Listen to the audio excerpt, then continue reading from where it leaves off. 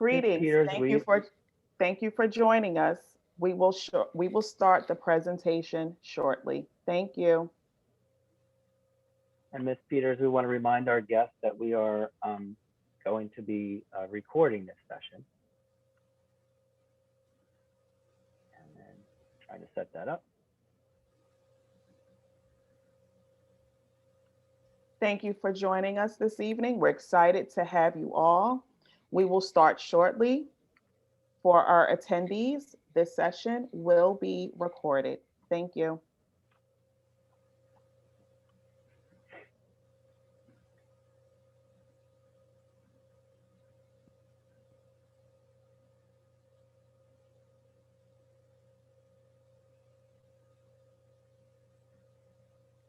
Thank you for joining us, Franklin family.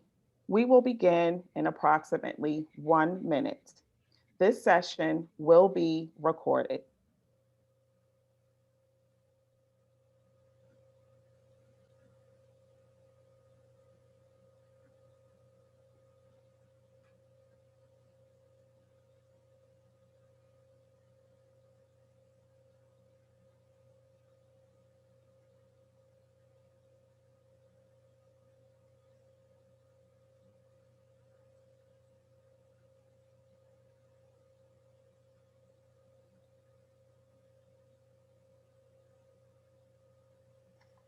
Good evening, Franklin family. I am Keon Peters, school counselor, family engagement coordinator with the Franklin Township Public Schools. Today's presentation will support our district's Voice for Change equity journey to build a just community and society for our students. Our panelists will include a host of district administrators and alumni and community partners. We are here as guests of Doc Cunningham's organization, See America in Color, Friday Night Flights. The district's work on anti-racism and cultural and linguistic responsiveness will be discussed within today's platform. Please feel free to place your questions in the chat as we will have a Q&A segment later in the presentation if time permits. Without further ado, I would like to introduce Dr. John Ravally, Superintendent of Schools.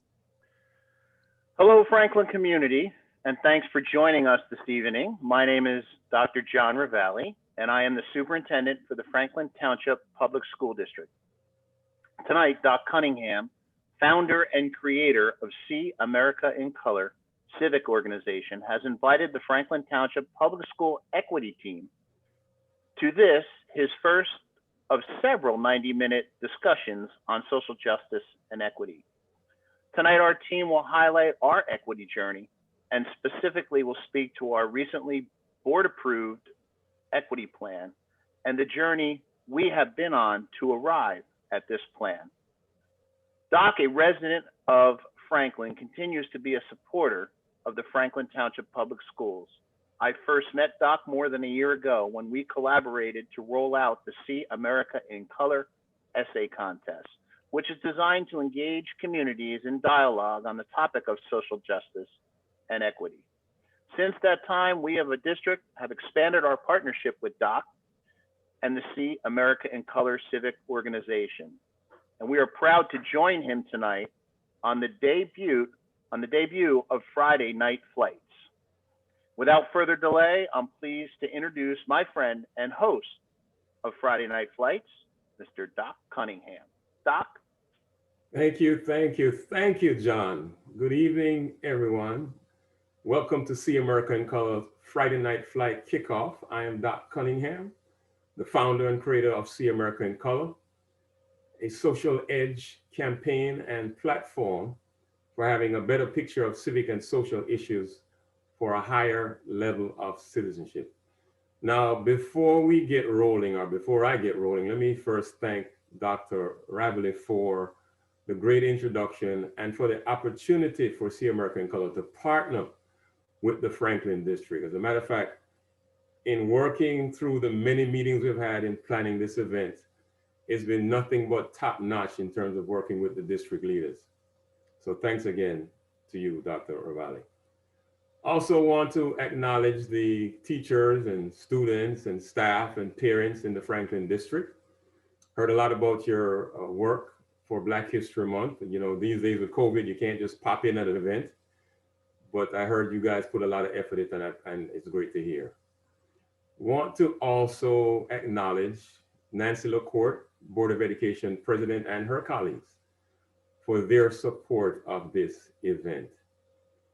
So I'll spend a minute or so telling you a little bit about myself and my professional background before giving you the backstory on See America in Color. If you detect an accent, you're correct. I'm originally from the Caribbean, migrated here many moons ago, basically to go to college. After graduating, I ended up working for a company that was known at the time as the largest research consortium in the world. Spent 10 years there as a computer engineer before leaving to pursue my dream full time. And so by training, I'm a computer engineer. By calling, I'm a writer and speaker. And by life's work, I'm a social commentator and civic advisor / practitioner. Now, I've lived in the Franklin Township area for quite a bit. I've been here for maybe around 30 years. My wife and I have been married for 28. We have 2 daughters. My oldest daughter is a teacher at the elementary school level in the public school system. And our younger daughter is a college junior. So let me give you a sense for how See America in Color came to be. Between 2012 and 2015, there were a series of national news stories that didn't sit well with me. I was frustrated, upset, sick and tired of being confused, pissed off to say the least. And what really got me was there were times I felt like I understood the issues this week, and by next week I was feeling confused again. So I decided at that moment to spend some time doing a deep dive in American history, the Black to America story, and hometown strong comebacks. And as you might imagine, it caused me to take a trip back to the civil rights movement in the 60s. And what I realized then during this deep dive is that we weren't only dealing with civil unrest and the social protests, but there was something else happening in the marketplace in terms of consumer products. And it was the arrival of the color TV set. And the color TV set allowed us to see what was happening in the streets in a more up close and personal way. It allowed us to see America in color. And that's precisely when the concept, when the idea first occurred to me. As you'd imagine, I took a pause, caught my breath, and continued on. Now, that's the way I like to explain the origins of See America in Color to an audience, an older audience, for example, or an audience that might have lived during that time frame, an audience that might have been told those stories over and over again, so they feel like they were there anyway. But if I'm speaking to a younger audience, students, for example, and I'm hoping students have joined us tonight, I tend to put on my tech hat in explaining it this way. The difference between how a black and white TV works and a color TV works helps us understand See America in Color in a broader perspective. And this is just the fast forward, the simple version. A black and white TV works by projecting a stream of light and varying that intensity of that light to give you shades of black and white and gray. That's it in a nutshell. The way a color TV works is that instead of streaming a stream of white light, projecting a stream of white light, and I say that on purpose, it projects 3 streams of colored light, red, green, and blue. And it's the combining of those 3 colors that gives us the beautiful picture we see on our color TV sets. For those who are into visual arts, you might have heard the term RGB. Well, RGB represents the red, green, and blue. And so what I realized was that in doing this deep dive, I was really trying to combine American history, the Black to America story, and hometown strong comebacks. And what that did for me was huge. It allowed me to have a better picture of civics and social issues for a higher level of citizenship. And so in a nutshell, that's the concept for See America in Color. And to help you understand the framework, think about it this way. We present this better picture for a higher level of citizenship by how we add smarts to civics, like business tech leaders do with gadgets. Over the last 50 years, you can think about all the improvements you've seen with technology and consumer products. The TV, black and white to color to smart TV. The phone has gone from an analog phone or landline phone to flip phones to smartphones.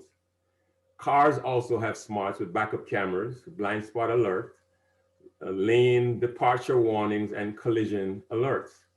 So we've seen consumer products introduce smarts to make them more effective. And so if we can add smarts to technology, to gadgets, I don't see why we can't add smarts to civics. So that's the framework for See America in Color. Let me spend a minute or so on the focus. We're focused on 4 R's in terms of how we reboot civics education, refresh civic engagement, reset cultural messaging, and revive social spirit. Now, each of those may be fairly self-explanatory, but I'll spend a little time on the last one, revive social spirit, particularly in the times we're in. And I'm going to use a sports example, which I think is helpful to make the point. If you've ever watched football, a game of football, oftentimes you'll find a player is injured on the field. And the training staff will run out to see about the player to see how bad the situation is. And just not to hold up the game, the staff might assist the player off the field. And sometimes that player is taken to a blue tent on the sidelines. Maybe 5, maybe 10 minutes later, the commentator might update the audience in saying that the player was injured, but it's really not that bad. He just had the wind knocked out of him. And maybe all they needed to do was give him a whiff of smelling sauce and he was back on the sidelines. Well, See America in Color understands that with the pandemic, with social protests, with the post-election drama, that there's some folks who are hurting out there. The pandemic in particular, some folks have lost loved ones. Some folks have lost their job. And some folks might have even lost their business. And so if we want to return back to life better, we're hoping that as folks get a whiff of See America in Color, it will help to revive social spirit. Now, there's a lot of talk out there these days about cultural divide and about cancel culture and some concerns about America becoming a multicultural nation. Some folks seem to worry that they're about to lose something about America or the America they know. And one example I like sharing is if you think about how far we've come from payphones to cell phones, right? Payphones, you'd have to drop a coin in, you have to find one on the corner to get you to make your call. Cell phones, we have them right in our purse or our pockets, right? Now, we might have lost something, yes, because we don't have payphones on the street corner anymore. But just imagine, just think about how much we have gained with the introduction of cell phones in terms of how much more flexible we are, how much more efficient we are, how much more mobile we are. And so if you think about the cell phone, it is a multifunctional device. You can talk, text, stream, and surf on the same device. Well, similarly, See America in Color is multifunctional. It's content for smart curriculum. It's a campaign for change. It's a platform to close the civics gap. And it's a bridge to help us cross over the cultural divide. Now, Dr. Ravally mentioned how we met and how we connected with Franklin back in 2019. When See America in Color was being launched, I thought one way to introduce it to the marketplace would have been through an essay contest. And so we launched the essay contest then with the help of Justin Miller, one of our panelists who you will hear from shortly. And so the essay contest is back again this year. And if you have questions on the essay contest, I'll be happy to answer those during the Q&A section. So the essay contest is one of our important features. A second feature is the event you're participating in tonight, our Friday night flights. And Friday night flights, this is a side note. Friday Night Flights is a play on Friday Night Lights. And I'm sure you appreciate what Friday Night Lights means to the culture. And so the idea came to me as COVID took hold on our community and on the nation. I started thinking about what options could be provided to administrators, what options could be provided to superintendents and educators in the event that they want to figure out how to fill that void. And so that's how Friday Night Flights came to be. And the final feature is what we call the Strong Citizens Association of America. Think of SCAA to community the way you understand the NCAA to colleges and universities. And so SCAA is going to be developmental, social, and educational. So that, in a nutshell, is the backstory for how See America in Color came to be. Now, for tonight's event, Friday Night Flight, the theme is Make Civics Count. The subtext, the subtitle is Towards the America We Can Be. And for students, if that sounds familiar to you, that is the theme for the essay contest this year. And so our panelists, who will be introduced by Assistant Superintendent Dan Loughran, will speak to that topic, that theme of Make Civics Count. And you might hear them speak to certain topics like equality and equity, how we operate in our greatness and how we treat each other with fairness. They might speak to access, justice, and hopefully before the program is done, we'll speak to unity. So that's it in a nutshell. You'll see on the slide presented where we envision See America in Color making an impact in K through 12, in colleges and universities, in business and social and civic groups, as well as through hometown connections. So let me pause there and prepare to kick it back to Dan. As I said, Dan is the Assistant Superintendent of the Franklin School District. Dan and I have worked together on this project like co-pilots.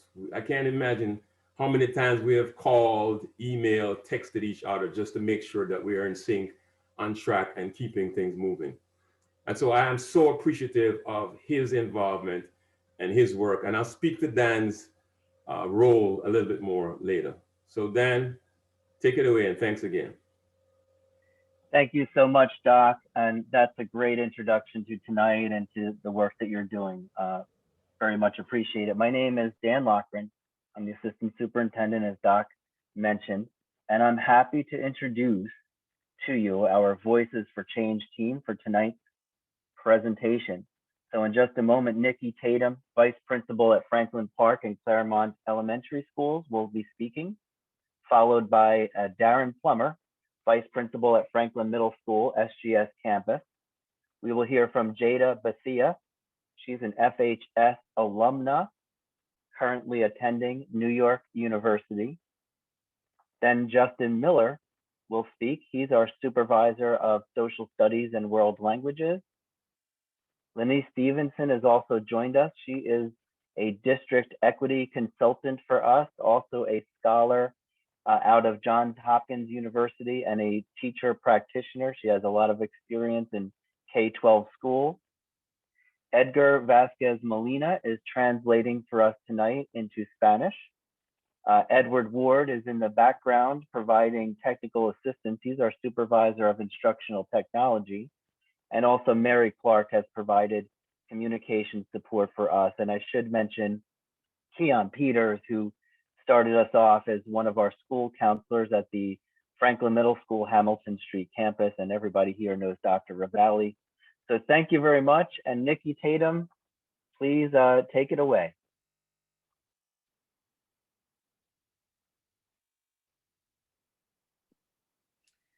Thank you. Thank you. There you go. Good evening, Franklin Township Public School community. My name is Nikki Tatum, as I was so nicely introduced by Mr. Loughran. And I'm pleased to share with you the historical context of our district equity work. In June of 2015, I was an 8th grade VP at Franklin Middle School, Hamilton Street campus, and was part of a committee of teachers that was looking at the racial disparities in discipline, specifically ISS and OSS, among African American students, boys and girls, at Franklin Middle School, Hamilton Street campus. We, as a team, wanted to change how student misconduct was addressed at school and lower the number of disciplinary infractions among students of color. Several staff members from Franklin Middle School, Hamilton Street campus, which included Justin Miller, who was a teacher there at the time, Deborah Osman, who is now currently a dean there, attended a workshop entitled Racial Disparity in School Discipline with Dr. Ann Gregory from Rutgers University Graduate School of Applied and Professional Psychology. After seeing her wonderful presentation, we as a team wanted to do more. Shortly afterward, we were approached by Dr. Gregory and her colleague, Dr. Jason Downer from the University of Virginia, to participate in a study that would implement and evaluate an online teacher development program entitled CORE. CORE stood for Creating Opportunities for Relationships. And this study was going to be at no cost to the district. We also received a $3,000 stipend, which was then split among both schools. So that was a plus. In September of 2015, we received board approval to participate in CORE for the 2015-2016 school year, which consisted of the FMS and SGS staff completing 5 online professional development modules, which subsequently evaluated their beliefs and perceptions of students. The study focused specifically on the potential of strengthening classroom relationships with students as a means to prevent classroom management and discipline issues from arising in the first place. By the end of the 2015-16 school year, through use of the online professional modules, we found that the core modules were quite helpful. As a result, district administration decided to integrate the core modules into our annual New Teacher Academy, and we have been utilizing core for the past 6 years. However, we realized that this alone was not enough and that we needed to dig deeper. In the meantime, the district was also cited by the Office of Civil Rights, OCR, in 2013-2014 for having a disproportionate enrollment of minority students in honors and AP classes at FMS and FHS. Upon Dr. Ravally's hire in 2015 and Mr. Loughran's hire shortly afterward in 2016, Mr. Loughran began a series of book studies where district administrators read books. We read books like Culturally Responsive Teaching and the Brain and Opening Doors, to name a few. In 2015-16, Dr. Ravally hired an independent contractor, EIRC, to conduct an assessment which addressed the areas of concern regarding the disproportionate enrollment, along with additional improvements in various areas in the school district. Based upon recommendations made by this independent contractor, a corrective action plan was put in place beginning 2017-2018. The results of the corrective action plan were submitted to the OCR in June 2017 and then ongoing through 2020. As a district, Central Office Administration began plans to provide support at every level of district leadership, which included administration, teaching staff, and student support through reprogramming processes and curricular supports. Over the years, the district has provided teachers and administrators with support through national leaders like Pedro Noguero, Principal Baruti Kafele, Ross Linegar, who provided math support, Robert Jackson, who was our keynote speaker and also worked with district administration, Dr. Donald Leak from the College of New Jersey, who did a presentation to district teachers on race, equity, and leadership during the summer of 2017, Zaretta Hammond, and lastly, and most recently, national equity leader, Dr. Edward Fergus, along with who you will hear later on, Ms. Lenise Stevenson.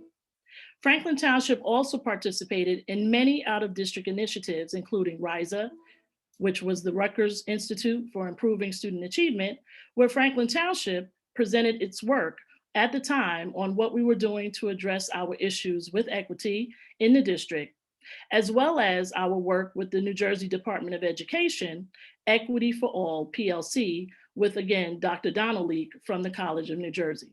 So all of the work that we've done over the years were the foundations to where we are heading and out as we continue, to look for answers. So this is where we have been. And at this time, I'm going to turn it over to my esteemed colleague, Darren Plummer, who is going to talk about where we are now. Thank you, Mrs. Tatum, for that introduction. Again, good evening to everyone. Thank you again for joining us tonight. As was mentioned earlier, my name is Darren Plummer. I'm a vice principal at Franklin Middle School, Sampson G. Smith campus. I'm a proud Franklinite, we like to say warrior for life. I've served in many roles in the district: teacher, coach, dean, vice principal, which helps me get a broad historical context in our equity work in the district. I'm going to pick up and talk about our equity journey where Mrs. Tatum left off. After our district established our preliminary equity plan in 2017, we really began to reflect and engage in discussions amongst ourselves with researchers and consultants to begin addressing the different areas where we found these inequities. We learned about disproportionality through the work of Dr. Eddie Fergus, who was mentioned before by Mrs. Tatum, and who's an established equity coach from Temple University, and whom we consistently work with since that time. Disproportionality simply means the percentages of our student demographics were underrepresented in our academic offerings, in particular honors, advanced placement, and gifted and talented, and overrepresented in suspensions and discipline. These findings on disproportionality led us to partner with Equal Opportunity Schools to address the specific issue of underrepresentation of students of color in advanced placement classes at Franklin High School. A committee was created and led by two of my colleagues, Rebecca Solomon and Anna Washington, to identify students of color who quantitatively met the academic standards to do well in advanced placement classes. We looked at the students' grade point average, test scores, but also the grit and tenacity of those students. We met with those students and their families to discuss the benefits of taking advanced classes. Those benefits of advanced placement classes not only included being better applicants for colleges, but also tremendously increasing the chances of doing well, staying, and graduating from college, which greatly impacts the families of those students of colors for generations to come. As you can see from the graphic, we have had notable achievement and increased participation with students of color in advanced classes. But one thing that Advanced Placement Initiative taught us was that we began to hit the mark quantitatively, but we still needed to grow in qualitative understanding, meaning we were just scratching the surface and we needed to reflect on why systematically those students were not identified earlier. What barriers were in the way of our families receiving important information about the benefits of advanced placement, among other programs. And we needed to identify how to create a learning environment where our students felt included. So we had to begin to understand, not to look at the data in comparison, saying, all right, what about the district next to us? What do their numbers look like? Or looking at national or state data. We needed to grow and looking at data through the eyes of equity for the success of our students. In continuing to roll out our initial equity plan, a teacher academy was created by Mrs. Lenise Stevenson, who's joining us tonight, who's a top researcher from Johns Hopkins University and truly an asset to our district. And she's helping to train our teachers and administrators in culturally and linguistically responsive pedagogy. Now, that work is complex, but in its simplest form means we're being trained on research-based practices on how to best respond to our students' cultures and languages in the classroom and in our schools. The CLR Teacher Academy began in the summer of 2020 and is continuing throughout this school year. Also during this school year, Mrs. Stevenson has been accumulating multitudes of data through a district equity needs assessment, through surveys to students, teachers, administrators, and families, and hours of interviews with staff and community members. She found common themes and truly helped us understand where our equity gaps are and the 4 domains we needed to concentrate on for our newly approved equity plan. Now on this slide, you'll see the common themes and 4 domains that were identified through our district equity needs assessment by Mrs. Stevenson: school belonging, culturally and linguistically responsive pedagogy, equity literacy, and anti-racism. These 4 themes or domains are data and research driven and are the anchors of our newly approved equity plan moving forward. These 4 domains guide us not only in the present, but also as our district continues on our equity journey to collectively understand how to create a nurturing school environment where students feel welcomed and included. These 4 domains will guide us on how to respond and understand the implications of race, culture, and language in all aspects of teaching. The domains will continue to guide us in our understanding of equity in all of our school environments and increase our awareness of systemic racism and inequalities. Now, I'm a proud and excited member to work and live in our district, whose Board of Education and Central Office understands and supports the important work of so many of our colleagues on our district equity team.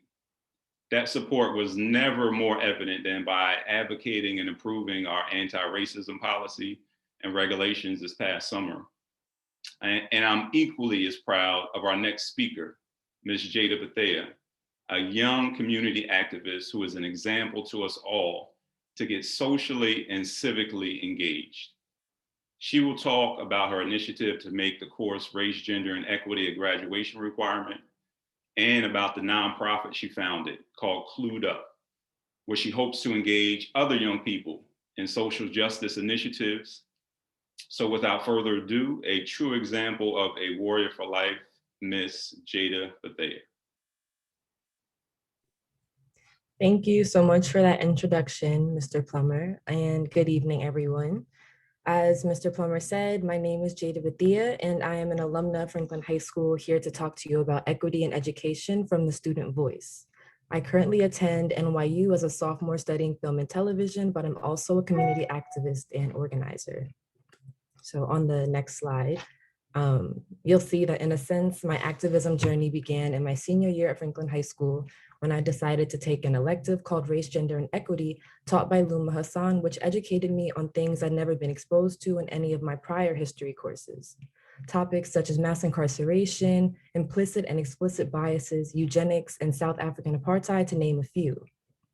And for the majority of students who took this class, Race, Gender, and Equity was the first time they had learned about any of these matters. Now, after taking this class, I thought to myself, wow, everyone needs to know this. Here's a class that not only dives into the past, but unpacks issues that we as a country are currently facing and how we can begin to resolve them. This information doesn't seem like the type of knowledge that should be optional. And yet in all 4 years, RGE was offered as an elective. Only 250 students took this class out of over 2,000 students that graduated. But even with these thoughts and the overwhelming amount of students that would never get to take this course, I never thought that change this big could be incited by a student. And then a year later, the world stopped and everything that was seemingly impossible had to happen. The #1 cause of hate is ignorance, and the cure to ignorance is knowledge. So last June, with the spotlight on police brutality in America, I decided to seize the moment and create a petition for race, gender, and equity to become a graduation requirement at Franklin High School. And quicker than I ever could have imagined, the number of signatures doubled and tripled, and it became clear that the Franklin community, students, parents, and teachers alike desperately wanted the same change. With well over 5,000 signatures, myself and a group of student leaders continue to push for educational reform within the Franklin School District. In multiple student faculty meetings, an educational reform proposal, and a bunch of other behind the scenes work later, I can now proudly say that race, gender, and equity will be a graduation requirement. Sorry for the ambulance. A graduation requirement starting with the freshman class of 2021. And students will have the opportunity to take this class as an honors course, and that part started this year. And this, along with racial sensitivity training that has also started this year, will take place for all school staff. But despite school being a place for learning, it's impossible for school to teach us everything. There's simply just not enough time. That's why I co-founded Clued Up, a nonprofit organization based in Franklin geared towards helping high schoolers and college students make a smooth transition into adulthood. For many young adults, matters such as finances, career choices, and politics can seem extremely confusing and stressful. So to help ease some of that anxiety and stress surrounding these important decisions, in the months leading up to the 2020 presidential election, Clued Up organized a nonpartisan voter engagement event called Vote and Vibe, with games and prizes as a fun way of spreading information about voter suppression, how to choose your political party, the different levels of government, and so on. What's different about Clued Up is that we come to teens and young adults from the young adult perspective, fostering an atmosphere of comfort and familiarity that feels less like a classroom and more like a conversation.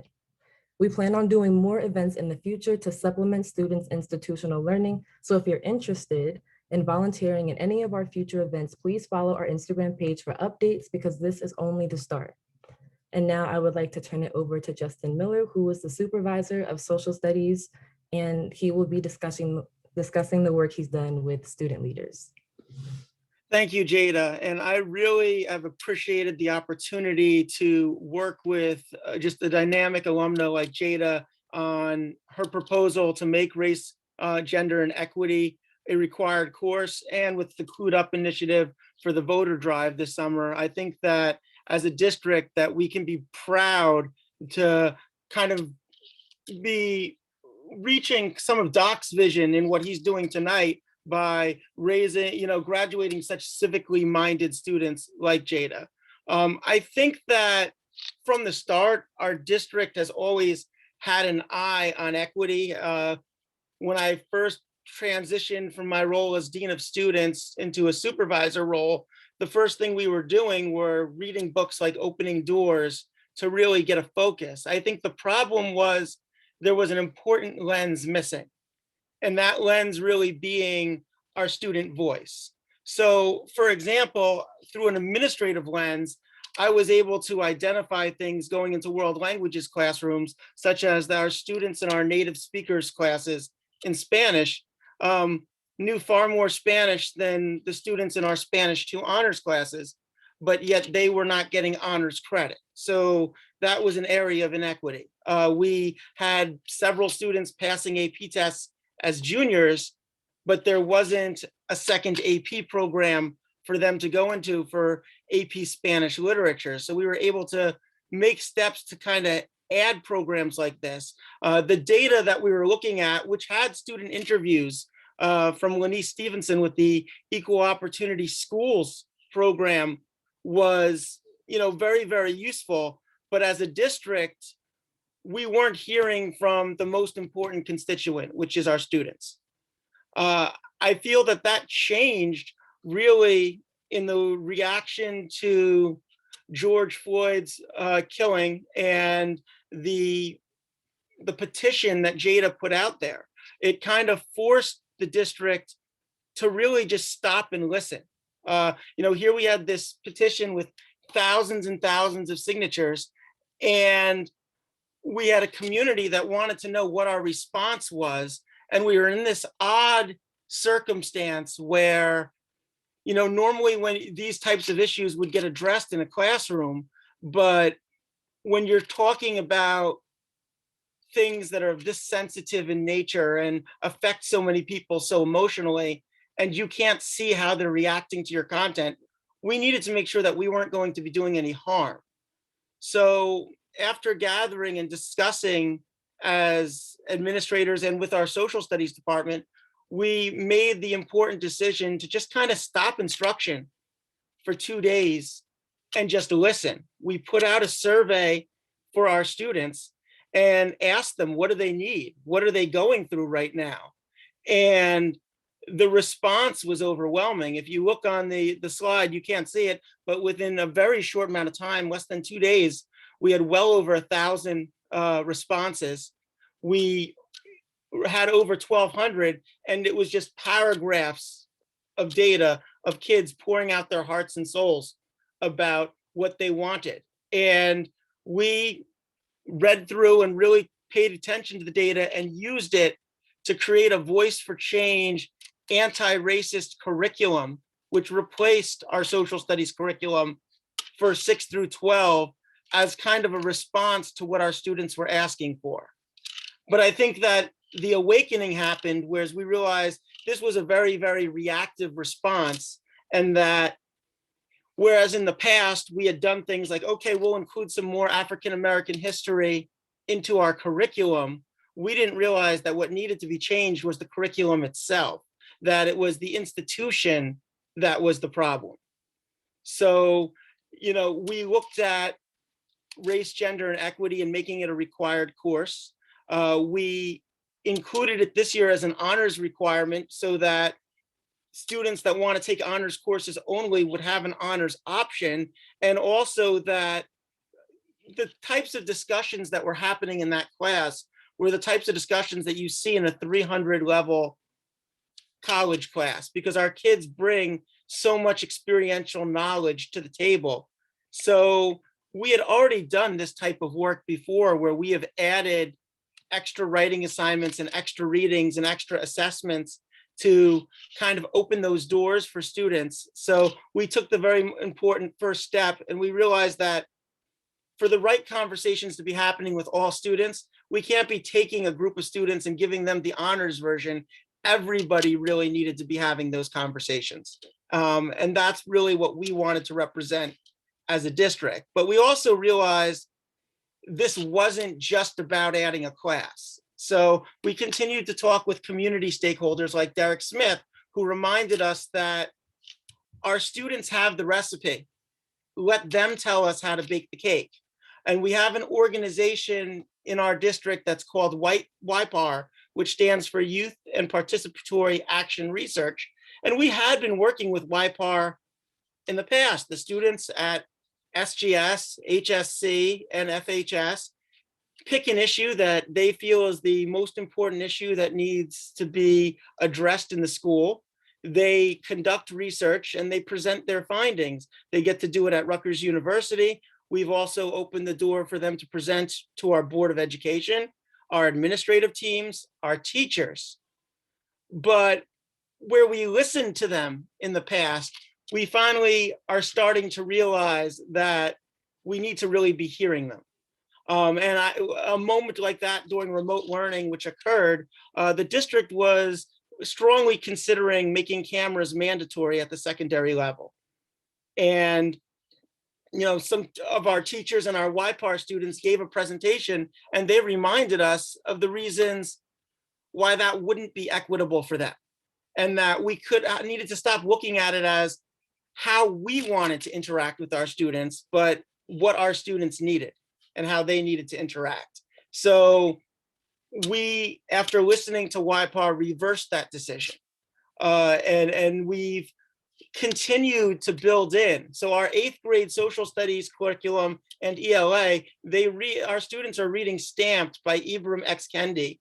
And it's an anti-racist curriculum. And this 8th grade group, which is going to be the first class to have race and gender as a required course, are kind of getting some of the prerequisites to that in 8th grade. And we've done work at other levels of the curriculum too. But where we're going is realizing that we've just scratched the surface. So we've addressed those 4 domains of anti-racism, cultural and linguistic responsiveness, equity, literacy, and school belonging with some short-term goals, but we've also created some benchmarks long-term to hold us accountable that are gonna look at each year and make sure that we're reaching those benchmarks. And we have our subcommittee work that's going to make sure that we're not losing sight of any of those goals. And we're gonna continue to reach out to community stakeholders and our students to kind of get that recipe that we so need. And I'm gonna turn the microphone over now to Dan Logren so he can kind of talk about what we were hoping to address tonight as well, which is how you as members of our community can be partners with us on continuing and furthering this journey. Thank you so much, Mr. Miller. I think you captured so many important aspects of our work and really gave a full picture to the way we're trying to center students' voices and really, truly present an equitable learning environment for all students. So before I go to that next slide, though, I just wanted to, if you weren't aware, last night at the Board of Education meeting, the board approved this district's equity plan. There is a screencast that explains it a little bit more in detail. So if you want to look at that on your own time, that would be a great idea. We'd love, for you to know about it, which leads into our final slide before we take questions. And that is, how can we be partners? We're so glad that you tuned in tonight to hear our equity journey. But you can be our partners by supporting us. This is it's for many of us uncharted territory, but long overdue, as one of our guests tonight put in the chat, and we appreciate that. But we need your support. Coming to community events such as Doc Cunningham's Friday Night Flight is another great way that you can be partners with us. There's also plenty going on with Twitter and our district website, especially this page right here, which can be found in the curriculum and instruction area of the website. There's a page that is really just for our community, where if you click on comments, and we'd like to get feedback about tonight's event. What that will do is send that to us, and it eventually would appear on the page. It's a curated page. It's not instantaneously up there like Twitter, but we do invite comments because we're interested in your thoughts. So I believe that is the end of the formal presentation. We did have questions that were sent to us when we registered for tonight's event, and I think Ms. Peters is going to take us through that portion of the program. Thank you, Mr. Logren. Our first question from the registrant list is for Ms. Stevenson, and it is, what is CLR? Hi, everyone. To keep this succinct as possible, because I could talk about cultural linguistic responsive pedagogy all day.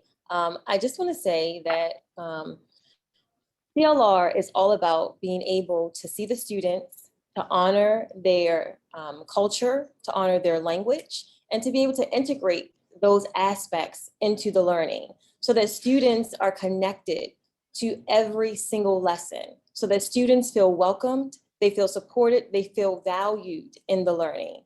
And we know that when students feel valued, when they feel welcomed, then they are more academically engaged and they perform better academically.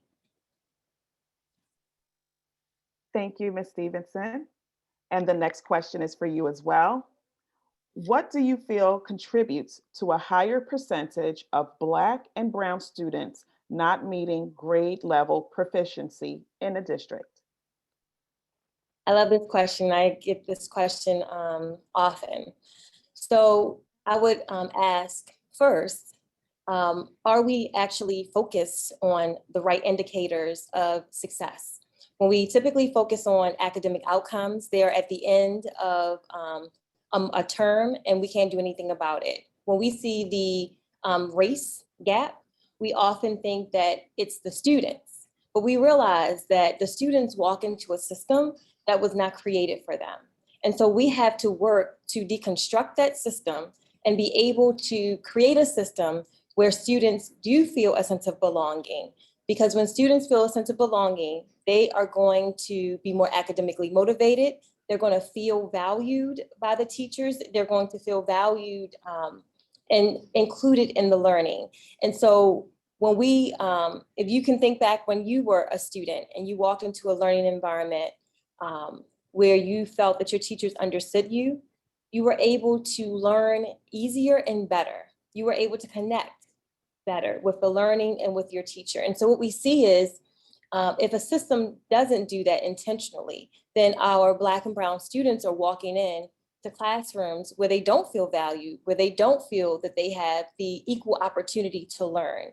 And so with that, we want to make sure that, and the district is already doing this, it's a lot of the factors that are impacting our academic outcomes for our African-American and Latinx students are identified in the anti-racism policy and regulation in the district.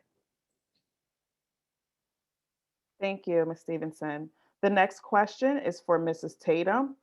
Do you think the current plan of action regarding CLR and SEL will curb the undercurrents of systemic racism in our district?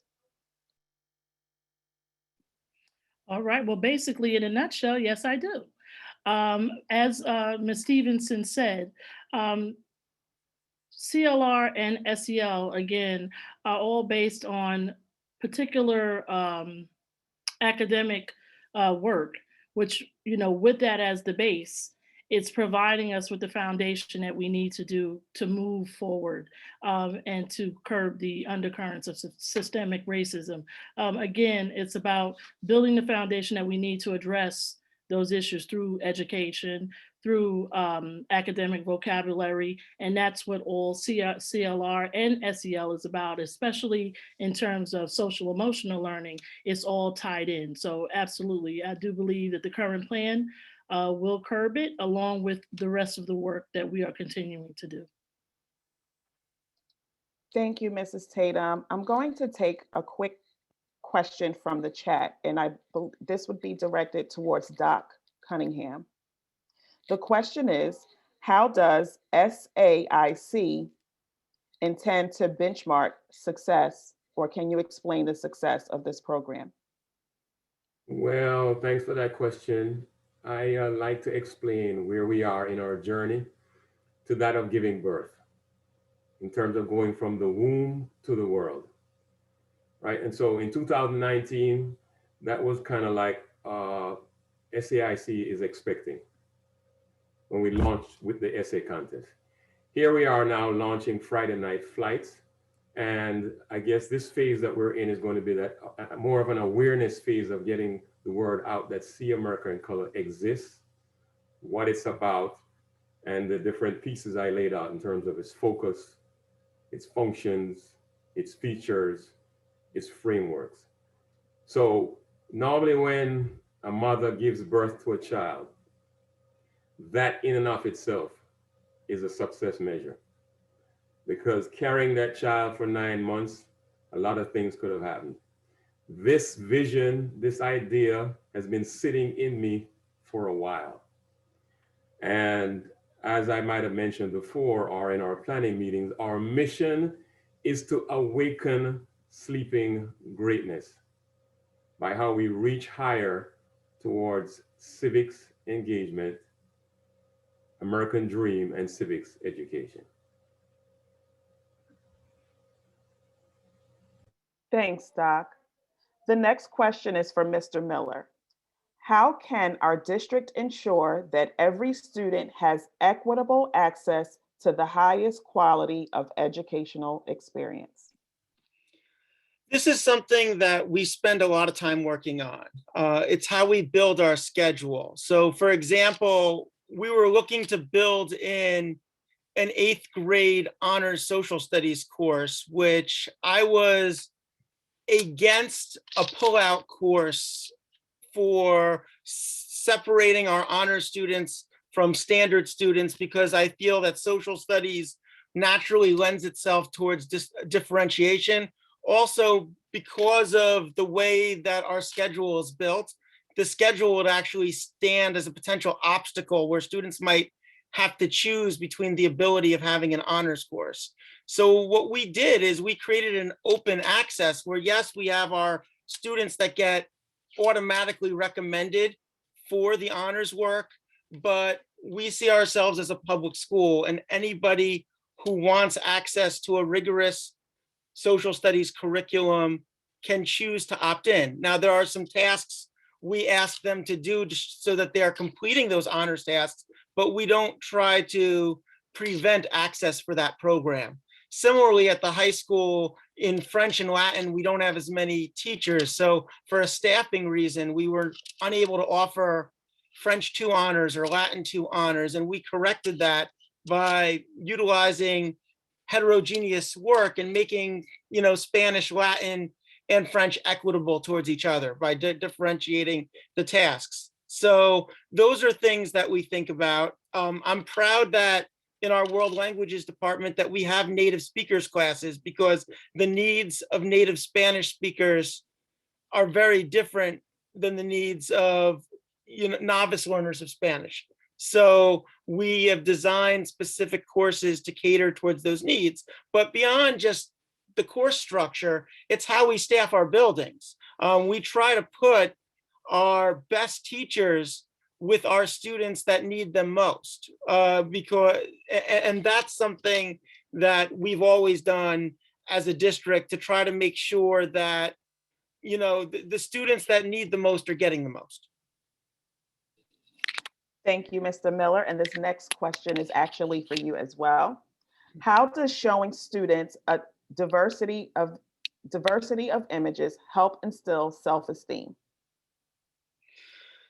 Well, I think it goes beyond just a diversity of images, right? Inclusion matters. Students notice at the very classroom or at the school level even, they notice if and how they are represented within their school. They notice if they see themselves in their classroom. They notice if they see themselves within our teachers and our curriculum. And it is important for every student in our school to feel that their school, their teachers, and their leadership represent them, have shared experiences with them, and understand them. And that's something that we are continuing to work to do a better job of as a district. So, and it's stuff that we still have to work to do. Thank you, Mr. Miller. The next question is for Dr. Ravally. How has the district cultivated an environment of accountability for racist behavior and supported their teachers of color? Thanks, Ms. Peters. First and foremost, the development of the equity plan, one such as the plan that was approved by the Board of Education that was built on what was learned from a thorough equity needs assessment. Thank you, Ms. Stevenson, for your time, effort, and work with the district on that. That will help to cultivate an anti-racist environment to further support our students of color and faculty of color. The plan itself helps us to establish goals, and more importantly, whenever you have a plan, you have to develop a matrix that metrics that allow you to measure success of the plan. And we're fully intentioned to do that. And when you're measuring the success of a plan through these matrix, you now have accountability built into the plan. And that's so important to have accountability built into the plan because that accountability will help to eliminate racist behavior within the district. So ongoing support for the plan, ongoing support for the action steps necessary to carry out the plan will both assist supporting students and faculty of color by continually raising an awareness of practices that are racist and working to eliminate them within the district. As Mr. Plummer had mentioned on his slide, we've only scratched the surface, and for those first few years in our work, we were bit disjointed, but this plan approved last night brings everything together and will hold us accountable to making change happen. So I don't know, Mr. Logren, if you wanted to add to that.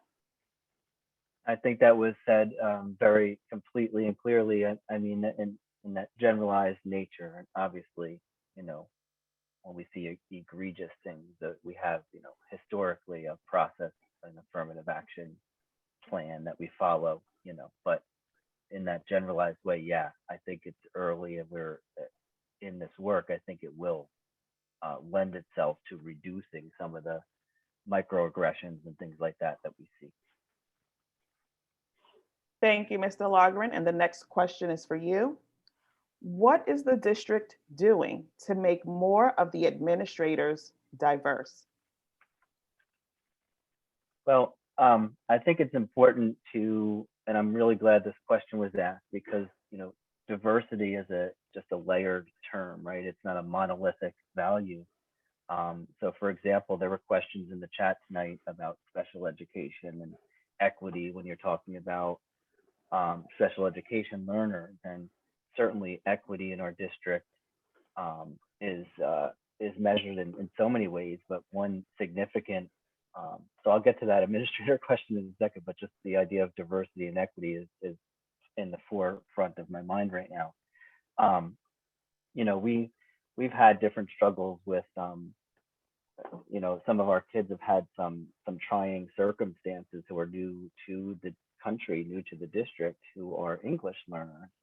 And this year we invested in a family coordinator for our English learner population. So we have a bilingual family coordinator out of the Rutgers Behavioral Health program that works with our English learners, and that has really helped foster equitable learning conditions for them. So diversity certainly is a wide topic, but getting back to administrators, in terms of our administration, 2%. So usually you're talking about race when you're asked about diversity of administrators. So that was my long-winded response for that. And if we're talking about the racial diversity of our administrators, which is what I think the question is, Asian administrators in our district are 2% of our administrators. Hispanic or Latino administrators comprise 14% of our administrators.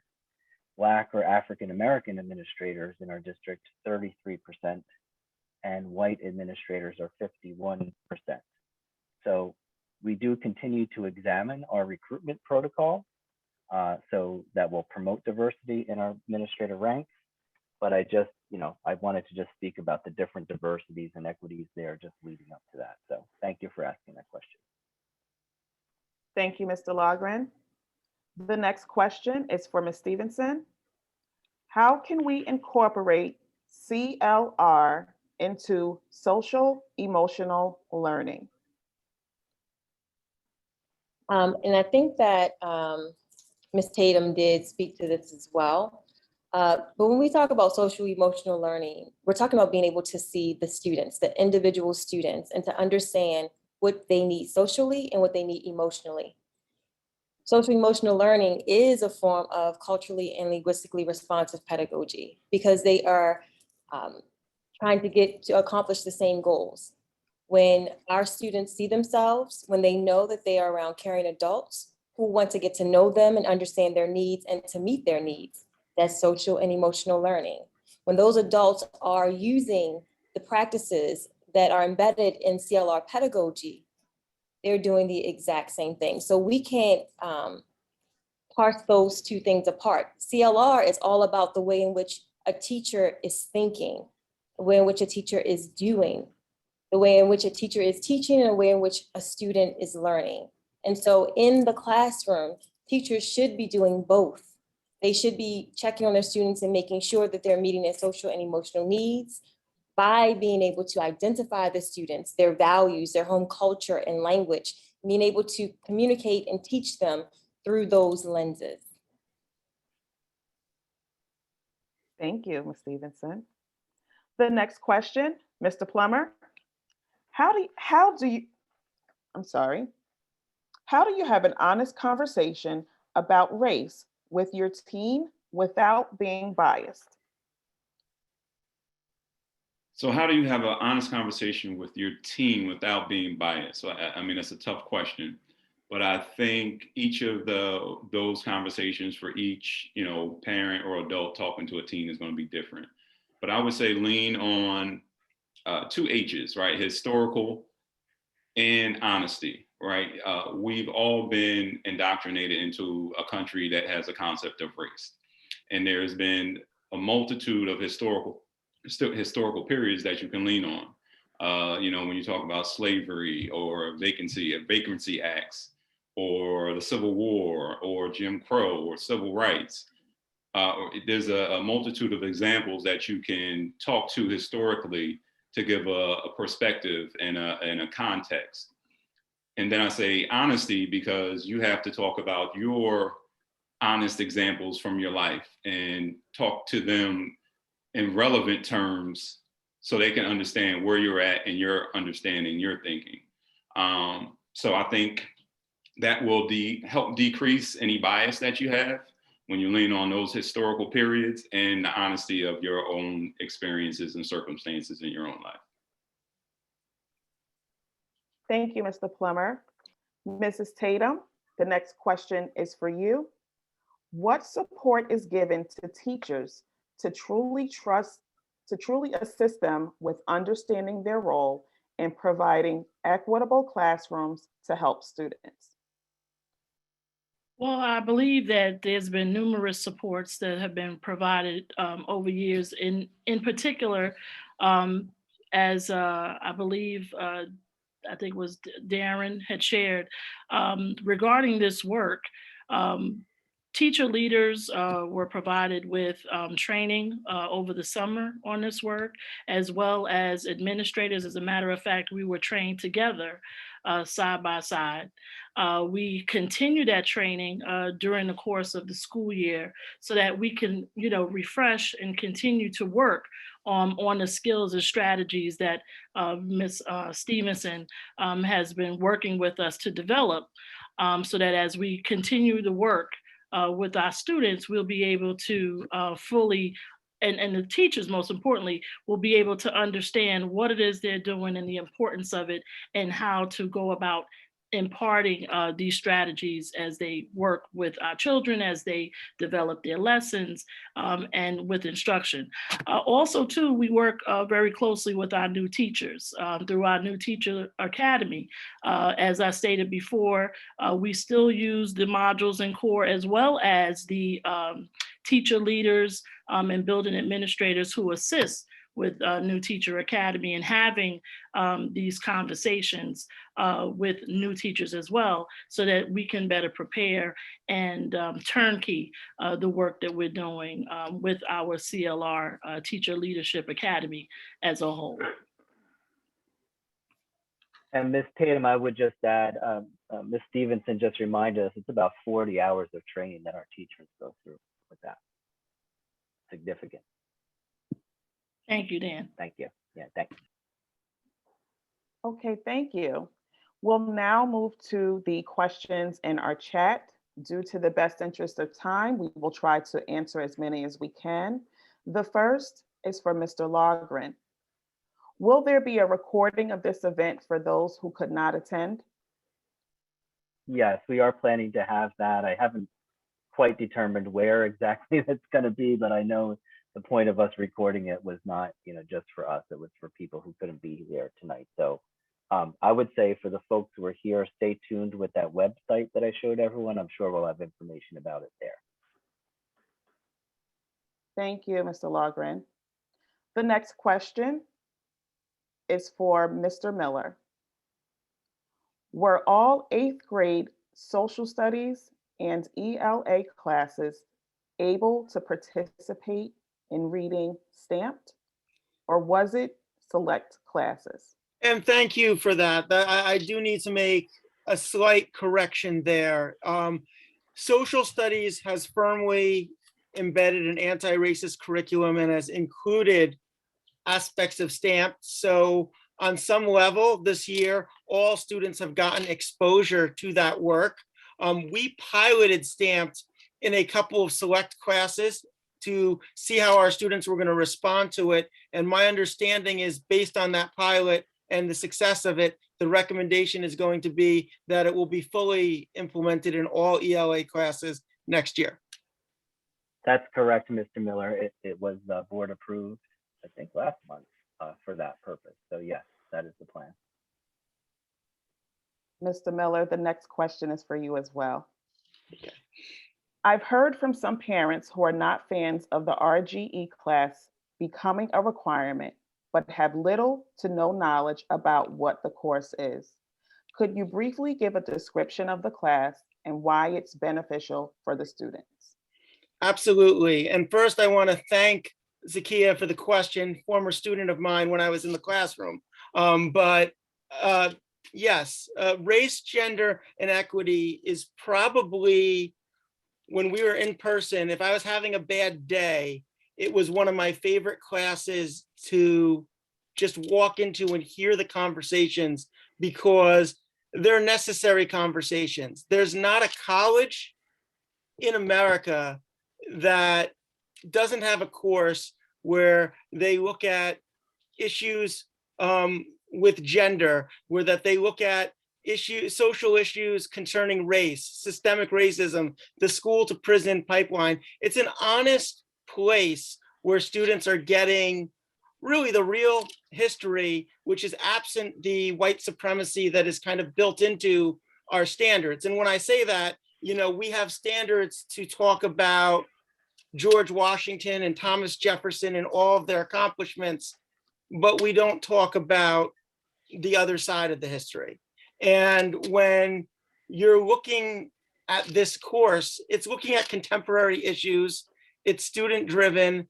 Students are given a form in which to speak, and the way Ms. Hassan runs her class is absolutely, beautifully, because every student is heard. There's certain protocols that are involved to make sure that people are feel safe having very difficult conversations that might not be able to occur in other classes.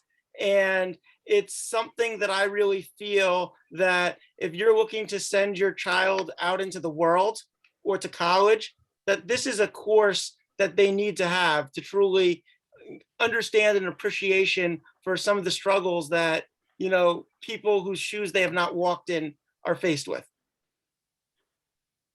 Thank you, Mr. Miller. The next question is for Mrs. Tatum.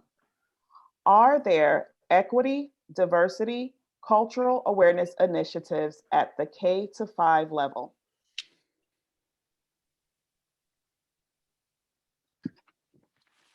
So Justin, actually, I'm glad that you brought that up. Justin and I have worked together when we were in the middle school together. And upon my arrival to elementary, to Franklin Park School, he and I had a very long conversation about the work that needs to be done in that area. Some of the steps that we've taken to work on that, and Justin, please unmute yourself and join me in responding as well, is on my end, getting Justin in touch with the right teachers. So, this is a very large district, and Justin, who works with secondary, middle school, and high school, he didn't necessarily know who the go-to people were on the elementary level. And luckily for me, I've been in both areas, not only the elementary now, but also secondary. So I was able to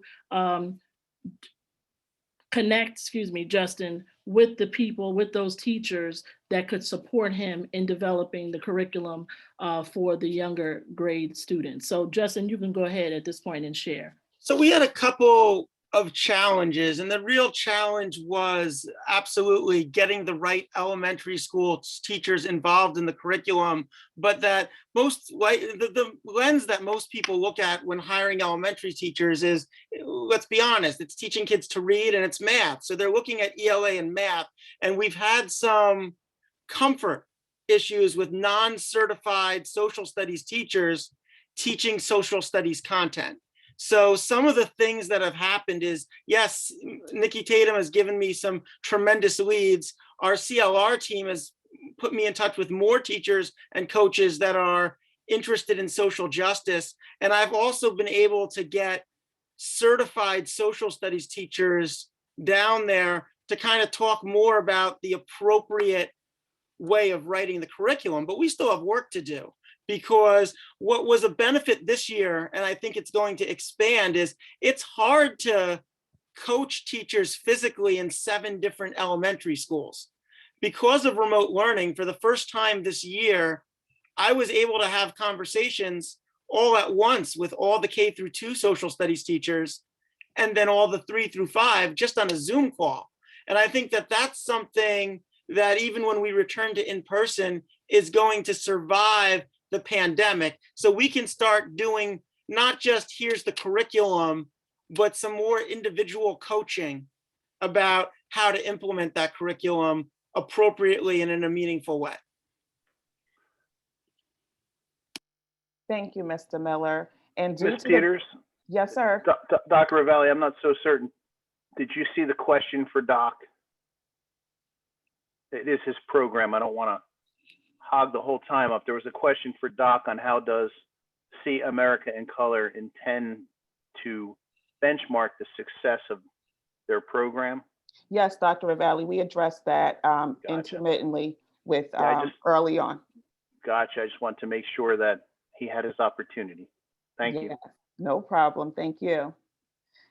So guests, our final question for the evening, due to, again, the best interest of time, is, are there any specialized studies or programs in the future to ensure Black and Brown children with disabilities are part of this equity initiative? And I'll defer that question to Mr. Logren. I think that question goes to the sort of the topic of intersectionality. And, we obviously, the point of a district equity plan is the idea that every student deserves a rigorous and high level of engagement with curriculum and teaching and learning. And, depending on whatever the student's context is, we do what we can to meet the needs. But intertextuality, and I would lean a little bit on Lenise Stevenson, makes that even doubly significant. And I don't mean to put her on the spot, but if she wants to add a thought about intersectionality and how that would impact a student with a disability who also happens to be a person of color, or maybe an English learner with another, challenge, those are significant. Do you want to comment on that, Ms. Stevenson? Sure.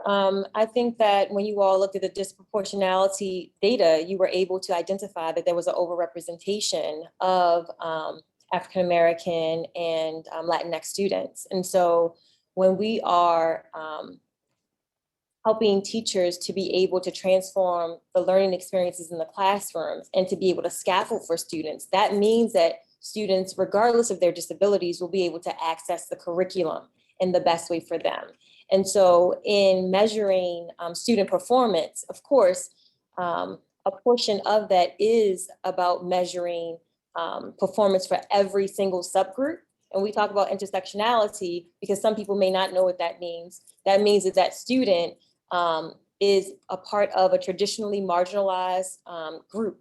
So you could talk about students who are impacted by poverty, students who are also a part of a minority racial group, and a student who may have a learning disability. And so sometimes students may be in 3 or 4 categories and counting the same students. But when we are addressing the social and emotional needs of students and the academic needs, and we're creating curriculum and learning experiences that actually meet the students' needs, then we are addressing that as well. Thank you, Ms. Stevenson. The recording and additional questions will be addressed on our Voice for Change website. The district will address those at a later time. At this time, I would like to turn the floor over to Dr. Ravally. Well, thank you, Mrs. Peters. And I have to say, you have once again outdid yourself. An amazing job. Thank you, thank you, thank you. This is not your first time that we have conducted something like this. You know, the Zoom forum has always made things more challenging, but you have a way of making it very easy. So I can't thank you enough for all the work you do for the district, and really appreciate you giving of your time tonight to make this go so smoothly. So my hat is off to you, Ms. Peters. Once again, I want to thank also our consultant, Ms. Lenise Stevenson. Lenise has done a tremendous amount of work leading us through our district needs assessment, and she has helped us to craft a system-wide equity plan, and I thank her for that. I want to thank our panelists for giving of their time tonight. You folks did an awesome job. Your focus and commitment to our equity work is unwavering, and you truly are champions of the district. So I appreciate all of your effort and hard work. I want to thank Jada. I want to thank Jada, who took time out of her Friday night, an NYU student who took time out of her Friday night to be with us. Jada, thank you so much. Continue the work that you're doing. You're an amazing young lady, and we appreciate our partnership with you, and anything we can continue to do to support your organization. As you got a hold of me in the summer, get a hold of me again, and you have our partnership, know that. Finally, I want to thank my friend and colleague, Doc Cunningham, for hosting us this evening and for the amazing work of the See America in Color organization. Doc, you too are much appreciated, and your efforts and partnership is highly valued. So thanks for giving us this opportunity. Thanks for making us part of your rollout of Friday night flights. We appreciate it. I hope we're helpful. I hope this is what you envisioned, and I now turn the program back over to you. So thanks. All right, nicely said. I appreciate that, John. Thank you so much to everybody. And I know Dan and John have expressed their thanks, but I think there's some folks that should get double thanks. The panelists, of course, Justin I've worked with in the past and continue to work with respect to the essay contest. I want to thank Dr. Ravally, and here's why. When he and I first met, he didn't know me, I didn't know him. And I took the time to share with him what See America in Color was all about and what we're trying to do. And it seems to me that he heard something, saw something, felt something, believed in something. And the reason why I wanted to thank him deeply is because by now you realize I'm not a celebrity. I'm not a corporate executive. I'm not a public official, right? I'm not a cable media personality. I'm just a regular guy. I'm just a regular Joe, regular citizen trying to make a difference in the community and in the nation. And so from the sidelines where I sit, John, and I've told you this before, your leadership is to be admired. Thanks also to Edward Ward and our interpreter, Mr. Edward Molina. If we look like we're smooth here, you know, just flowing, doing well, it's because they gave us tips on how to use some of these tools. I also want to acknowledge the outside experts that Franklin has called on and leaned on to help them with the heavy lifting with the equity journey that they continue on. Let me share, you know, maybe 2 or 3 quick things before we close.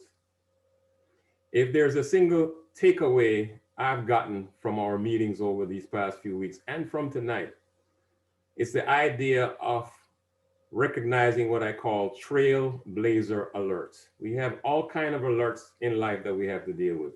Weather alerts, Amber alerts, cell phone app alerts. Well, trailblazer alerts cause us to answer the question, what is your truth? And I believe what you just heard was an example of Franklin responding to students like Jada, responding to concerns that folks have expressed to the district over the years, and responding it in a way like responding to trailblazer alerts. Trailblazer alerts put us on that path. So I'm just so grateful to be part of this event for that reason, if for nothing else. Secondly, in terms of call to action, I mentioned unity earlier in the program, and there's a lot of talk in the public space about unity. Well, I'll be publishing an op-ed shortly entitled, "How Do We Unify After We Cry?" As we try to bounce back from pandemic and from protests and from post-election drama, I believe it's going to take truth, trust, and triumph. And I think what you just experienced tonight in this program, what I have experienced throughout the planning stages working with Dan, has been an example of truth, trust, and triumph. And I wanted to make mention of Dan because I think this is inside information, but I think it's important to share. We've had some bumps in the road along the way, but when we did, Dan took the heat for the team. So I appreciate you, Dan, for all you did behind the scenes, what's seen and what's not seen. So going forward, there's more to come. I appreciate the love that Franklin District, the Franklin leaders have given me personally and given See America in Color. I could not have done this without you and done this launch without your support. So what I'd like to leave you with is something I often leave folks with when I speak, is that if you don't take away anything from the event, remember this, that today is ours, let's live it. And love is strong, let's give it. A sound can help, let's sing it. And peace is there, let's bring it. The past is gone, don't sweat it. Our work is here, let's do it. If the world is wrong, let's right it. The battle hard, let's fight it. The road is rough, let's clear it. The future vast, don't fear it. Is faith asleep? Let's wake it. Today is ours. Let's take it. Thank you so much. And thanks for joining us. Thank you so much. And I know Keon Peters will have the last word, but I just put out in the chat for folks who are still here that questions that we weren't able to get to will be answered on that Voices for Change website. And I'll also look to put the recording of tonight there as well. So thank you everyone for being here. Keon? Thank you, Frank. Thank you, Franklin family. We appreciate each and every one. Have a great evening. Thank you, everybody. Glad you could be here.